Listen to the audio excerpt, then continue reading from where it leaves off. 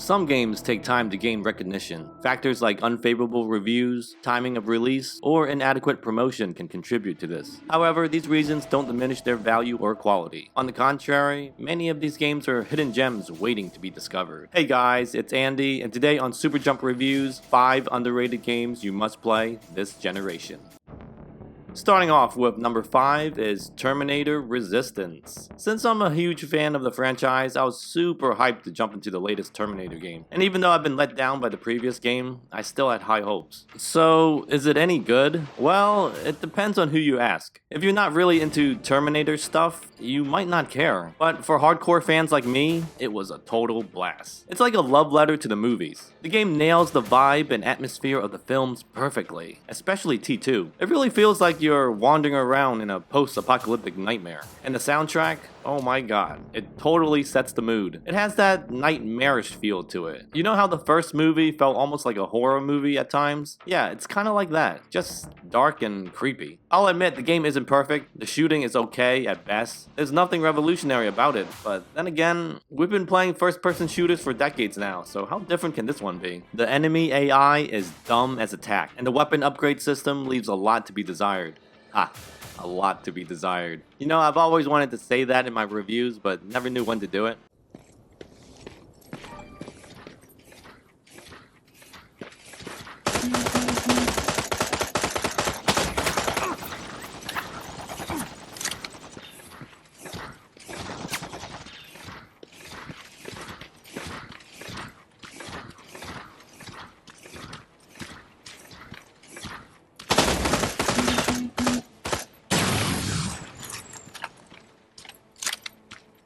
So, why should you care about this game?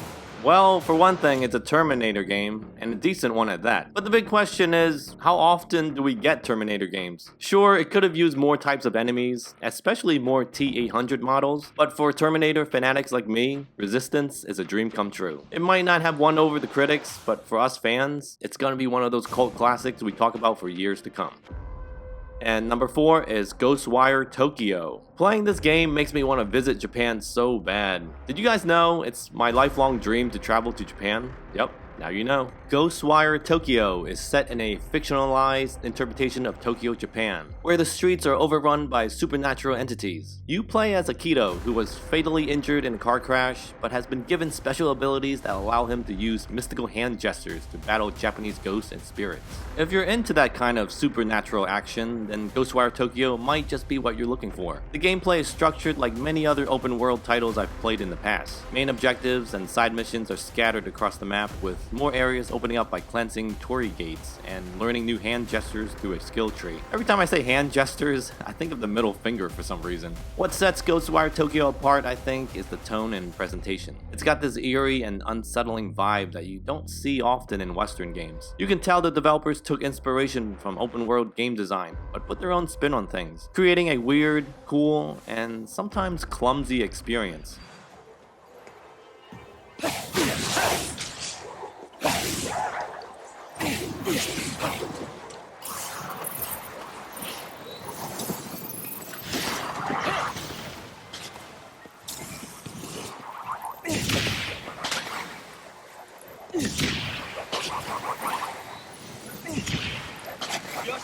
I think if you're a fan of Asian culture, you'll probably appreciate the game's attention to detail. Plus, the combat, while not super deep, looks amazing thanks to its fluid animations. Also, I think the environments are a highlight of the experience. The rain-soaked streets of Shibuya made me almost book my plane ticket when I saw it. However, the game does have its flaws. The controls can feel a bit imprecise, especially when aiming with your finger. Overall, I think Ghostwire Tokyo offers a unique and immersive experience that's perfect for fans of supernatural action and Asian culture. Get ready to unleash your inner mystic warrior. Oh, now I remember what those hand gestures remind me of. Do you guys remember a game called Dead or Alive 3 for the original Xbox? There's this one guy who does this particular win pose with his finger. Check it out. Winner!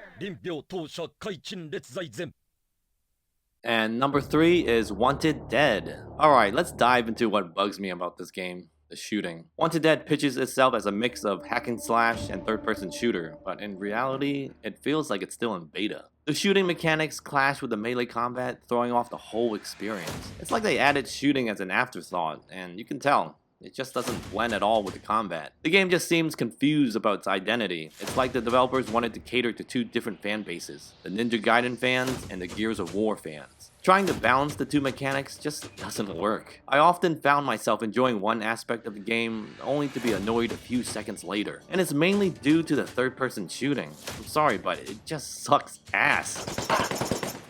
Fire away!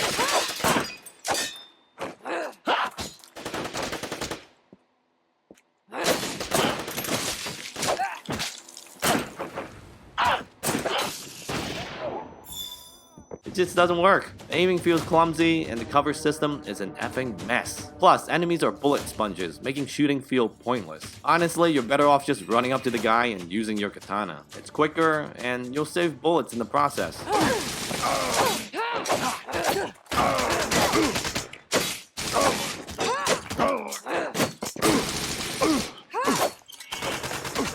What's going on? The gameplay falls apart when you try to use the two different mechanics in tandem, but if you focus on the hack and slash aspect, the game shines. The combat is actually pretty solid, especially once you unlock more skills. The finishing moves look amazing, like something you see right out of a John Wick movie.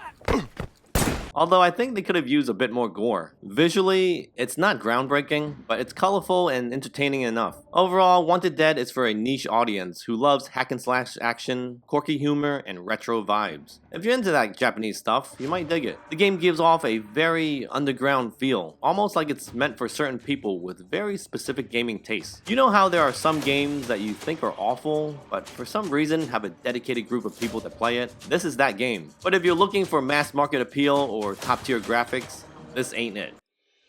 And number 2 is Immortals: Fenyx Rising. One of the first PS5 games I reviewed on this channel, so it's got a soft spot in my heart. It's a delightful adventure that blends Greek mythology with open world exploration and a healthy dose of humor. You follow the journey of Fenyx, an immortal tasked with saving the Greek gods and defeating the evil Typhon. One of the game's standout feature is its vibrant and colorful open world, which is teeming with mythical creatures, puzzles, and challenges to discover. Think of it as a Legend of Zelda meets Disney Pixar. The gameplay mechanics are a mix of action-adventure combat and puzzle solving, with Fenyx using a variety of weapons, abilities, and godly powers to overcome obstacles and enemies. My favorite weapon by far is the one where he pulls out that giant hammer. It's comical in that it reminds me of one of those Looney Tunes cartoons from back in the day.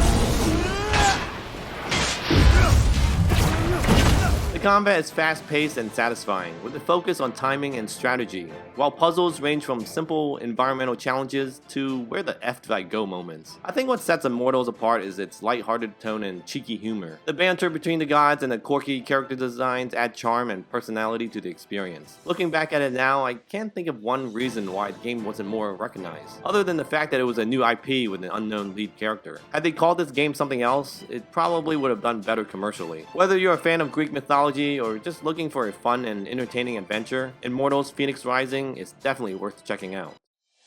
And number 1 is Sackboy: A Big Adventure. One of the first things you'll notice about this game is a departure from the user-generated content focus of previous games. Instead, the game now offers a structured story campaign, similar to what you'll find in titles like Super Mario 3D World. I know some fans will miss the creative freedom of past games, but I feel like the new direction allows for more finely crafted levels and a more cohesive experience. Honestly, I'm kind of digging this change. Sometimes I just want to play a game without having to make one. You know what I mean? Because I know a lot of you guys out there with 9-to-5 jobs who just want to get into a game as quickly as possible before you gotta put your kid to bed. Am I right? Gameplay wise, it's your traditional Little Big Planet. The levels are cleverly designed, packed with collectible bubbles and bouncy enemies to stomp on. And each world wraps up with an epic boss fight that always puts a smile on my face. How do you like my new look? I know it's crude, but I can't resist a... It's not a bomb, it's a puppy. hold on to it for us. Let's change things up.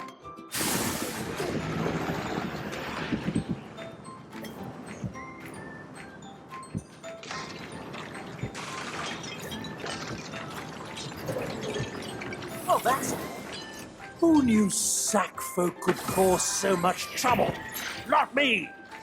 It's one of those feel-good, chill-out platformers that you play to unwind after a long day at work. Sometimes, you don't need a game with all the explosions and chaos. However, one area where the game falls slightly short is the music. While the soundtrack is pleasant enough, it lacks the infectious catchiness of the music found in previous Little Big Planets. Overall, Little Big Planet, or should I say Sackboy: A Big Adventure, is a delightful platformer that offers a fun and engaging experience for players of all ages. It may not reinvent the wheel, but it's a solid addition to the platforming genre and a worthy successor to the Little Big Planet legacy.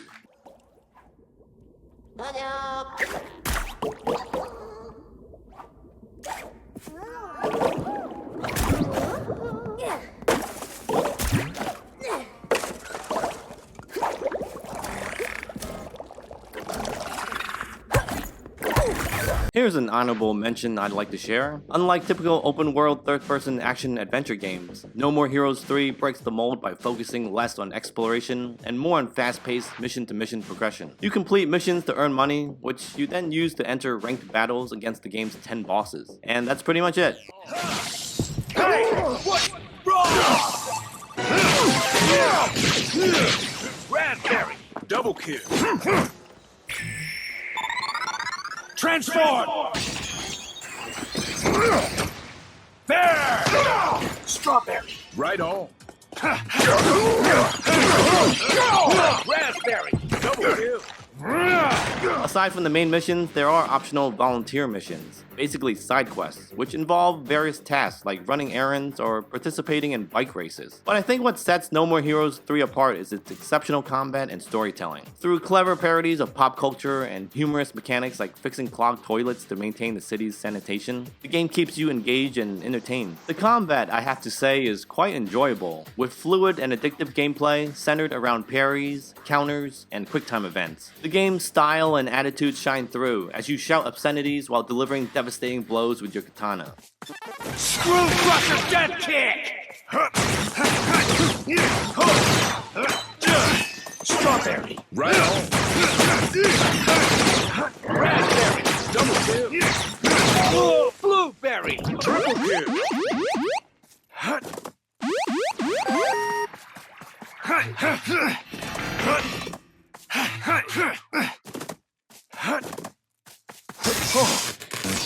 Sweet!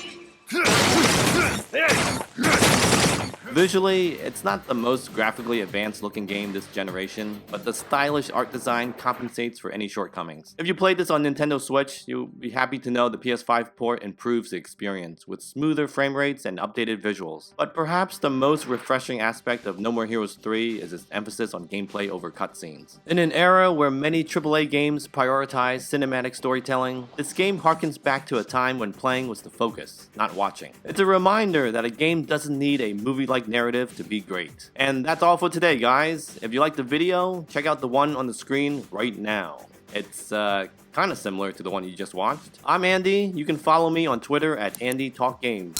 Later.